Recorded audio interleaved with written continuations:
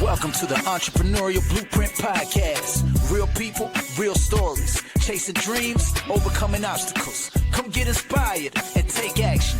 I know you ready. Let's go. Welcome back to the Entrepreneurial Blueprint. And I'm actually excited because this is a new project that Michael and I are taking up. This is one of many episodes. We are discussing AI in the roofing and exterior remodeling business, but it goes beyond that because it's not just industry specific. This really applies to all industries, medical, entrepreneurship, business, even if you're into dancing and art. I mean, AI is going to be taking over, and becoming embedded in pretty much all facets of life. So Michael, he'll be doing a lot of talking on this because he's, to me, the expert. But it's going to be one of many. It's going to be a really fun project. Michael, thank you, and welcome. Yeah, thank you so much. I'm excited to work with you on this. You know, our first one together had a ton of great support and great feedback, and that's what led to this one. Yeah, absolutely. So essentially, what we're doing here, we're going to be talking about just AI in general, but each week we're going to be diving into something a little bit differently. Focus specifically on other little facets that AI represents. And this week, I wanted to bring up with you, Michael, I think we get caught in our culture with the term busy work, where, the grind culture, working 12, 13, 14 hours a day, even 8 hours a day, but getting caught up in a lot of busy work. And while that's great, and while having a good work ethic is great, that doesn't mean you're maximizing, one, productivity, and two, maximizing really the only thing that matters in business, which is that net profit at the end of the year. So what does AI represent when it comes to maximizing proficiency, maximizing your time, and how can we use this to accelerate that net profit, that bottom line at the end of the year? Yeah, it's a great question. So when it comes down to it, ultimately, what AI can do, and really it's about technology in general, it's about process, right? But what AI can do to help exponentially give us that additional value in time is to be able to streamline some of those tasks that we're doing, right? So things that are considered busy or things that maybe you would call mundane. A lot of the things that, you're doing now, but you didn't get into that company or that business to do that kind of work. There's other work that you're wishing you could have done or could be doing, which not only would help you be happier, but would also increase, customer satisfaction and also help the organization do better because the time is going to be focused on things that are going to provide the most return. Right. So I want to kind of hop into, again, obviously this is, my main focus is exterior modeling and roofing. Sure. So I'm going to ask for some specific examples there. But obviously, again, like I said, this applies to all facets of business.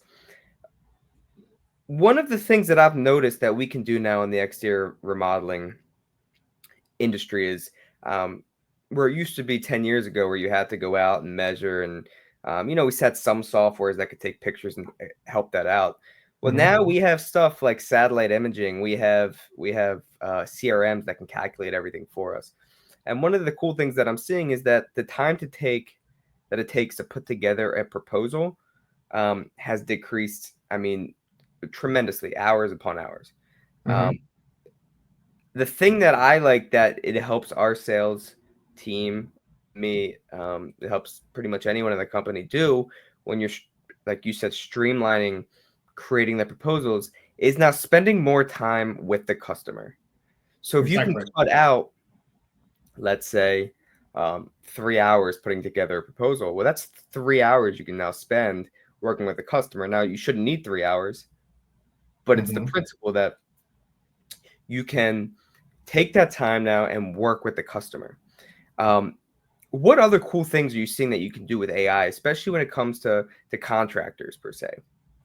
Yeah, sure. Let me talk a little bit about the estimation piece first, because I think that's an interesting one, right? So with estimation, there's a lot of technology, like you mentioned, in satellite, and there's a lot of ways now to leverage leverage data that's already out there or data that you've already had to be able to, make that process go faster, right? So if you're doing an estimate and every time you do an estimate, you're starting from scratch, it's going to take you longer. But if you now have a database or you have the ability to pull from, let's say, a similar house with a similar roof from down the block that you did maybe 2 years ago, and to figure out what that looks like, that also helps. But the other thing about it is not just about the speed to market. It's not just about the turnaround time to get the estimate in this case, or really anything out to a customer. It's also about having consistency, right? So like if you're doing estimates and you don't have, let's say, more of a template, a template process, or just, some standard operating procedures around things you're going to provide with the estimate, that doesn't necessarily reflect your brand consistency. And then the other thing is, how many times, and again, this happens because you do manual work, how many times are there questions that come from errors or things that maybe aren't as clear because it just, human error, right? So you go out and you put out an estimate. So again, like we talked about, this is for any business. You put out a proposal, you put an estimate, you do some financial numbers, it's all manually done. And the person realizes that maybe, oh my God, it was way too high, or maybe you priced it out differently, or maybe it's way too low, and now you realize it later and you got to eat the cost, right? But there's a level of, so I think there's two pieces. There's the streamlining, which is more efficiency, but it's also just the increase of quality, which ultimately will be a decrease, right, in time spent on questions, a decrease in more customer questions around maybe the quality of the work. Because, if you hire somebody and the proposal has a typo, it's kind of like what they say, right? If you get a resume and the resume has typos in it, then a lot of hiring managers would question and say, well, if the person couldn't get me a resume that was clean, how are they going to do the job, right? So I think that's one piece of it that's really important.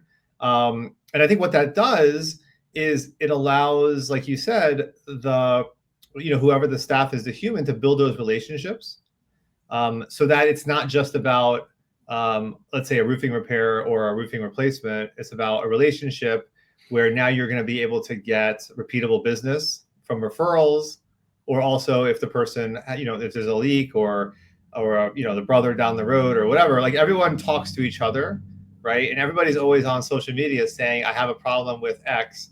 Do you know someone?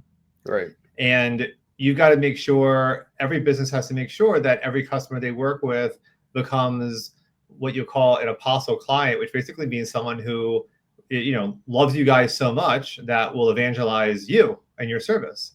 So I think that's kind of the idea, right? So everything has to point to how can you use automation, efficiency, AI, technology to allow you to do more of the things that will help you grow your business. How do you do those things to help you grow really the customer relationship?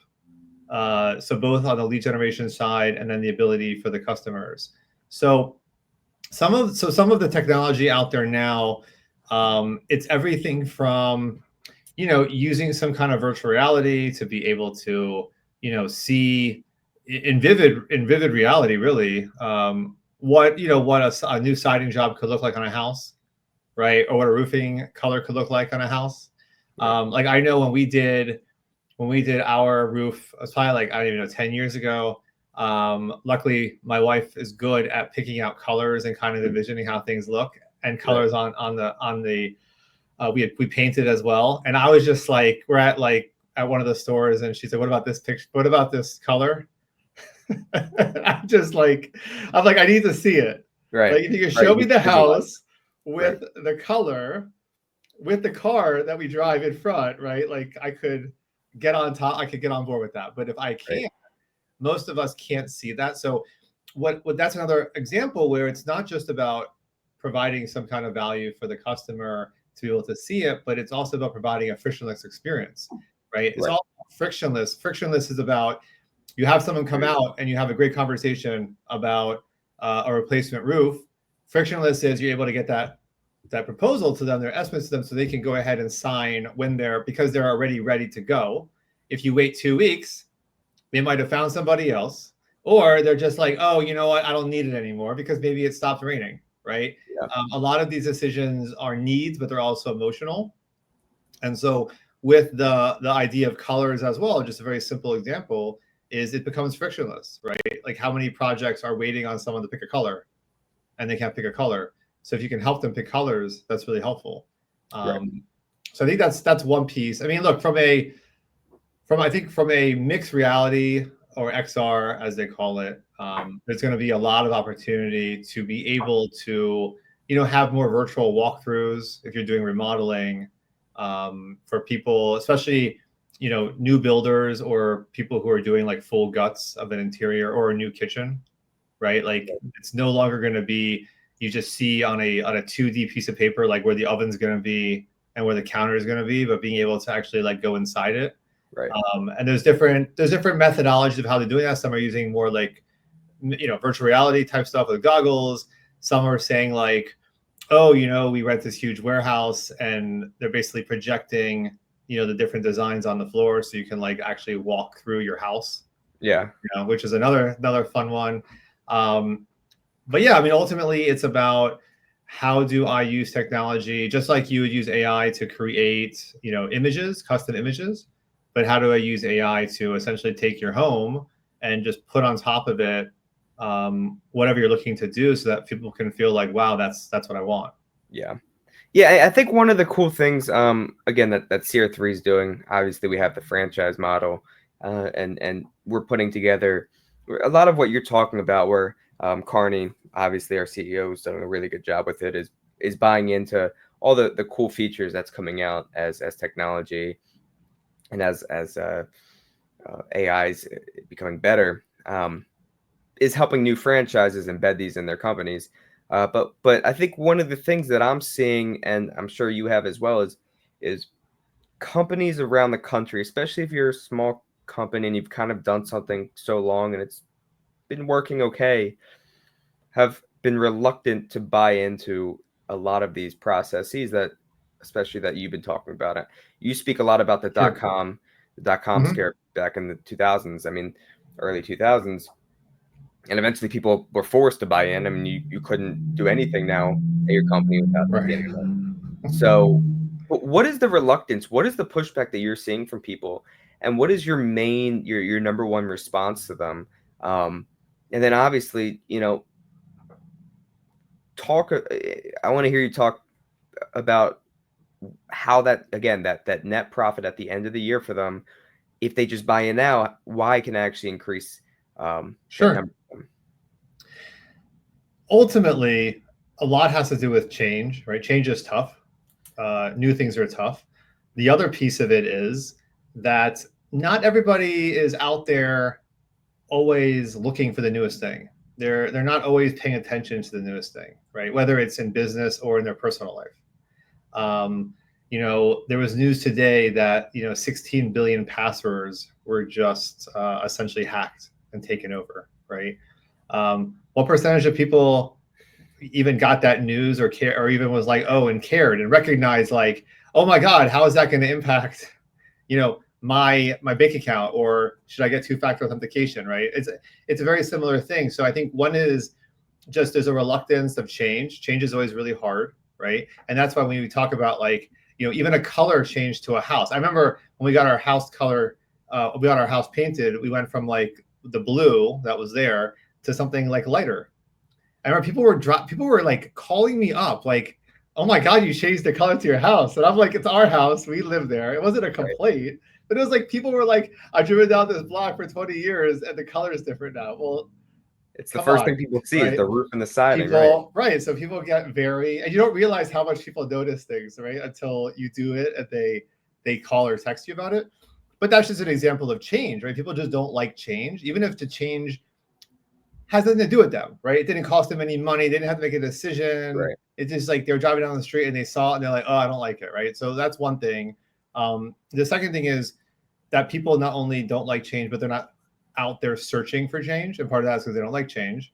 Then I think third is, there's this the media piece, right? So you have media who's out there and really throughout all the cycles of technology, right, in society, there's always been people out there. Usually it's media, and usually it's people who we'll call the captains of industry. Those are the people who have developed the previous tools, the tools that we use today, the ones that we think, because they created what we have today, know what the future holds, right? But they don't know anything more than we do. And so we hear those things. And so when we hear like, oh my God, AI is going to take all these jobs. The CEO of Amazon just said that, their headcount's going to go down because they're going to replace people with AI, right? So just because everyone uses Amazon and they all think that, somehow Amazon is a genius because they subsequently like took over a lot of what we do in our lives, it doesn't mean they know anything better in the future. It just means that they were able to be successful with the last round of technology. Yeah. Similar to, there was an MIT study that just came out that basically said that they did a study, a very small sample size. So basically, that the use of ChatGPT diminishes your brain power and your brain capacity, right? But when you start thinking about it, right, like if you go to the gym and you work out your muscle, the brain's a muscle, you're gonna get stronger. Right. If you sit on your butt and watch TV all day and you get DoorDash to deliver all your food and you never leave your house, you're gonna get weaker. So I read these things and I go, it's not like MIT's telling us anything different. Like if you sit there and you don't do the work, right? You don't put the work in and you use AI as this convenience and shortcut when you're not skilled. No one said that's how you should do it. So my response to those folks, really it depends on the generation that they're in. But generally speaking, there's a change curve, right? There's a bell curve, or the innovation curve as they call it. And so it's generally a bell curve. I've done these surveys with like all the workshops I've given, a lot of different people, and it always ends up being a bell curve where you have people at the front end, right, who are like you and me, who are like innovative. They're like using AI, they're thinking about things, or even back then they were buying domain names, right? Or maybe the ones who bought Teslas, right? These are all the innovators. Then you have the bell curve people who are like, most of you are in the middle, like, I don't know. Like for me, for instance, when it comes to EVs, I'm still in the middle, right? Like you remember we went to Columbus on a baseball tournament, and I was like making fun of the coach because I was like, you left 2 hours before me and I still beat you here. Right. So you have to charge. Like, so in my head, I'm like, I'm not an innovator when it comes to like EV because I still have this like range anxiety thing.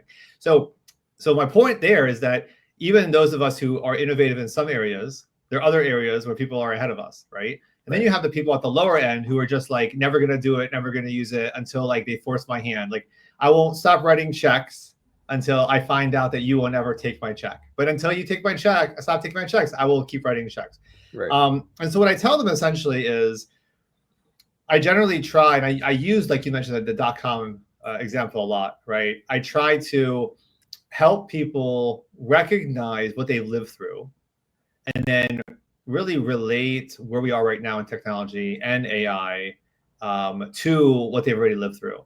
And so like the generations, like my generation and up, right, who we were old enough to remember getting a cell phone, or old enough to remember like having dial-up internet, right, is saying to those people who are like, I don't want to use AI.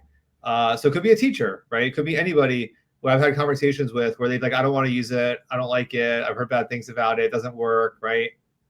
And then the question is, well, you worked before you used computers, or you worked before the internet, right? Or you remember those. What was that like? Oh my God, it was crazy. I remember they told us that we should use the computers for this stuff. And what did you say? Oh, I thought it was a bad idea. Okay. So let me ask you a question. Would you get rid of computers right now? No. Oh, no. It makes my job so much easier, right? Yeah. And then the response then is, okay, that's where we are right now. And generally speaking, they'll look at you and say, that's where we are, right? Because part of it also is that no one's really out there helping them get through the change. The way the world has always worked is new things come out. We don't do like the change management transformation. We don't do any of those like processes. You just kind of expect it as a consumer to like just suck it up, right? Like, credit card's a great example, right? Like when they had the chip card and you had to like, you could no longer, swipe it to the side. You had to put it in with the chip forward and it had to sit for like 3 or 4 seconds. There was change. I remember one of the first times I did it, it was at like a store. They didn't tell me they didn't remind me to remove, I don't blame them, but they didn't remind me to remove my card. I walked out without my card. Oh my God. Right? Because like usually you swipe the card, put it in your wallet. Right. But this time I pushed the card in, waited for it to process, got sidetracked, took my receipt, and I walked away. Yeah. Because in my head, the process was I have my card in my wallet because I already paid. Yeah. But even now, I mean, on your phone, you don't even have double click and you can just tap your credit card now. Yeah, I can't exactly. even tell you the last time, I pulled out my credit card out of my wallet because I just tap the Right. machine. So And you're right.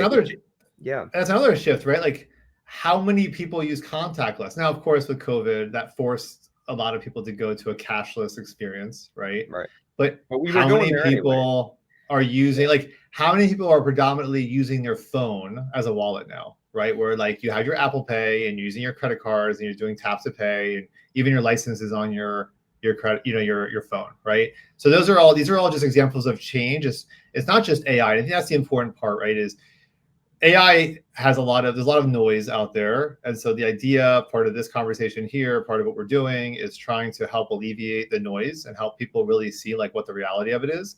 But to help people be more comfortable, it's really about trying to relegate what AI is to like every other experience you've had, right? The world changes. Like every day, the world's a little bit different.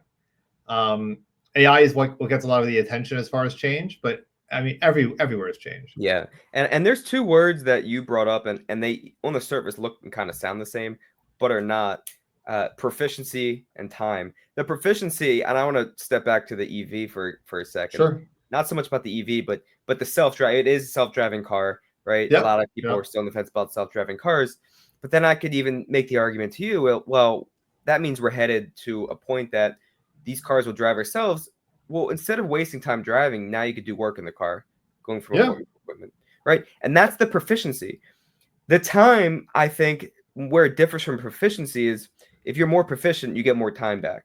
And a lot of these consumers want, there's so many things now in just America, right? Western culture, there's so much innovation that there's so many things that people want to do, places they want to go, things they want to buy, where consumers don't want to spend a lot of time reviewing, for example, a proposal. Or for you, like you didn't want to have to walk through Home Depot just to find a color for your house. You wanted to get the color and be done with it because for you, you could have used that time that you had to spend with your sons playing baseball, watching the Orioles play, right? And so if we can maximize our proficiency at work, right, that bottom line is going to go up and you'll get more time in your personal life, which is more important than pretty much anything else, in my opinion. Yeah. And a lot of this it's about also conversation, and it's about being open-minded to ask questions. So we'll go back to the EV thing for a second. So I drove today to DC, right? It was an hour and a half each way. And I texted the kids and I was like, I take back what I said about Coach. I really think a Tesla would be great because I'm literally sitting in traffic. Right. And like, I'm trying to do work, but I know I really shouldn't be doing email while I'm driving, right? And I'm like thinking, man, if I had a self-driving car, that'd be amazing. But then it's also really important to be able to ask the questions, be open-minded, because after that experience, right, where I was like, oh yeah, no, it's so stupid. Like you have to fill up the EV so many times or recharge it. A friend of mine who has a Tesla said, yeah, but Michael, when you have a Tesla or an EV, you don't go to the gas station ever. It's not just like you take a road trip, right, and you do like one more recharge. He's like, Michael, I haven't been to a gas station since I got my EV, and that's 3 years. So how much time have I saved in 3 years not going to a gas station, just plugging? And then I was like, whoa, okay. I've been focused so much on this, like one time you might drive somewhere outside of your range, and now it's going to be a pain. And I totally, admittedly, didn't even think about the fact that, oh my God, what would it be like if I could just come, like a phone, I could come home, plug the car in, and it'd be ready for me for the next day, like a phone, right? So that's also important too, right? I think part of this is just like be open-minded and be willing to talk to those people and hear about their experiences. Because I think what you'll find is that with being open-minded, you might be convinced, or at least become more aware of the realities of ownership. Yeah. No, and it is funny because I think as we're again advancing with all of this, I think people realize how, and this is sort of more of a philosophical thing rather than business, but still, I mean, people are realizing how important their time really is and how much time they spend. Like I was speaking to a rabbi of mine a couple years ago, and I said to him, "Oh, time is money, right? Like how much time, how much is your time really worth?" And he goes, I don't love that, because if you're talk to someone at the end of their life, if you offer them $1 million or an extra 10 minutes, they'll take that extra 10 minutes, right? And so again, that's a little more philosophical, but again, I think when it comes to business, people want to make a lot of money, and they want to use that money to spend with their families or whatever they do outside of work. And so a lot of these things that we're implementing, even though it's a big change, I think we have to get as many people to buy in, because if you have half of the people saying I don't want to use this and half the people saying that I do want to use this stuff, well, then you got this weird mix of like, you're kind of in purgatory, because only half the people have bought in. But the more people you can buy in, the more efficient everything can be.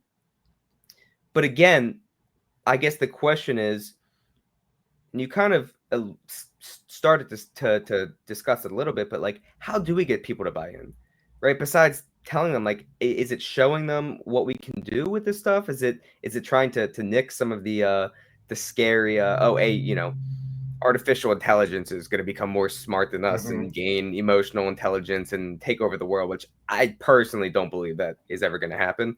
I think that's such a crazy thing, but I don't know. How do we sort of the stereotypes of AI? Like, how do you get people to buy in? Yeah, well, moving forward.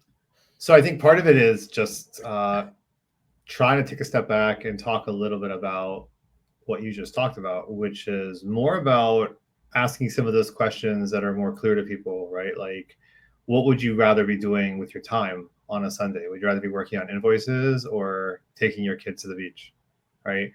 I think people would answer those questions very clearly. And so I think the conversations I like to start with has nothing to do with AI. It has to do with, so if it's a business or a nonprofit, it's asking the question, like, what are the things that you wish you could do more of that align with your goals? So it could be, look, all right, bottom line obviously is a goal. Bringing in donations is a goal. Customer experience is a goal, right? Like, they're all goals that all basically meet the idea that you'll be a sustainable business and you'll grow and provide a high level customer service. And so what I like to do is start with getting people to think about what are the things they wish they could do more of, right? And then you go into, so again, we haven't talked about AI yet, right? So what can you do more of? The second thing is like, okay, so what are some of the things, what are some of the pain points that you wish you could do less of, right? And then the third one is, okay, so how do you get there, right? Like, how do you free up time to do more of what you want to do, what you need to do? And then how do you find that time from things that maybe you could do less of? Right. Because what you're really doing is swapping time. You're basically saying, I want to free up some time on things that are not going to bring as much value with my time, and I'm going to use that for things that are more valuable. Now, every single person has to determine what value means, right?